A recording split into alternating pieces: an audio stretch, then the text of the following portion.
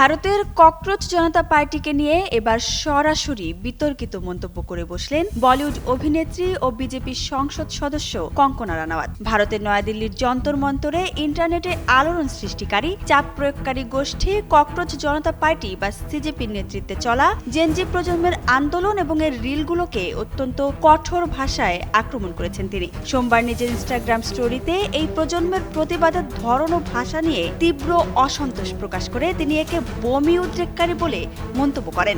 AKS অর্জন করল Guinness world records.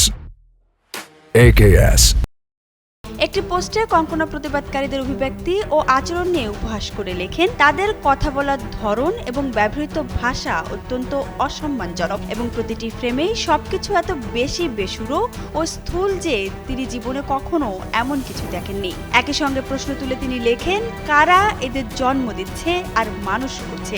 আন্দোলনকারীদের প্রধান প্রতীক তেলাপোকা বা ককরোচ রূপকটিরও তীব্র সমালোচনা করেন কঙ্গনা। তিনি লেখেন, প্রতিবাদকারীরা নিজেদের তেলাপোকা বলে ডাকছেন এবং তাদের আচরণও ঠিক তাদের মতোই। এখানে কোনো প্যারাডক্স বা বিপরীত কিছু নেই, বরং এটি কেবল পৃথিবীকে তাদের নোংরা ও কদর্যতায় ডুবিয়ে দেওয়ার মতো বিষয়। এই রিলগুলো দেখে মানসিকভাবে আতঙ্কিত হয়েছেন বলেও উল্লেখ করেন কঙ্গনা। এর আগেও শিক্ষার্থীদের আন্দোলন চলাকালীন সময়ে আন্দোলনের বিপক্ষে ছিলেন তিনি। অভিনেত্রী স্পষ্ট জানিয়েছিলেন, আন্দোলনের নামে চাপ সৃষ্টি গ্রহণযোগ্য নয়। এবার তার এই নতুন বিতর্কিত মন্তব্য যেন আগুনে ঘি ঢালল।